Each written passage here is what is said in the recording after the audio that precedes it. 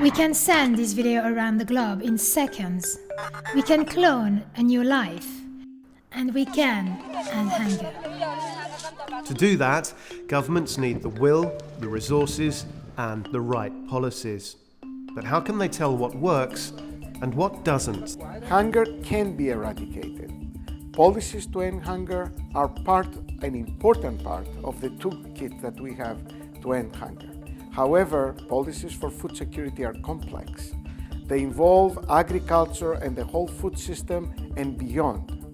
Those complex policies, sometimes they don't have the effects that we would desire them to have. So we have to knit monitoring and evaluation into policies in order to learn and improve upon them.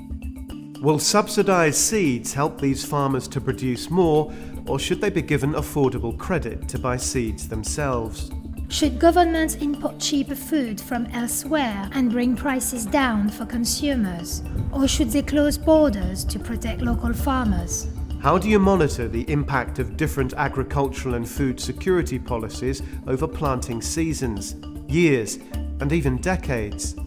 How will they affect farmers and consumers in other countries? In the 1970s, when there were a lot less hungry people, FAO initiated studies on how national food and agricultural policies affect international trade and how to monitor them. A decade later, the Organization for Economic Cooperation and Development built upon FAO's work to devise a set of indicators that show the impact of agricultural policies in richer countries, justifying a change towards measures that do not distort trade. The 2008 global food crisis, where prices of major commodities soared, brought into sharp focus the need for rigorous monitoring of policy impact in the rest of the world. Countries have become more serious about food security issues. They have taken measures focusing on production, consumption, trade, and markets. Now, these need to be monitored and measured. In developing countries, there are more complex factors to consider than just price support policies and tariffs. How do bad roads or high transport costs getting goods to market affect producers' incomes? And what about other hidden costs? Livestock herders in Kenya pay taxes every time they cross an administrative border. Local authorities gain, but how do those taxes affect livestock prices? Sudden changes in export policies, illicit payments to corrupt officials, inadequate port facilities all impact on price and availability of food and on cost to producers.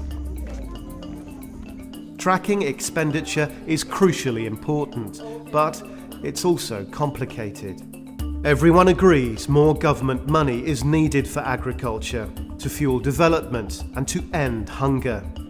African nations, for example, have agreed a target of 10% of national budgets to the sector, but they need to monitor if resources are being used efficiently to fight hunger and to fulfill the goal of regional integration.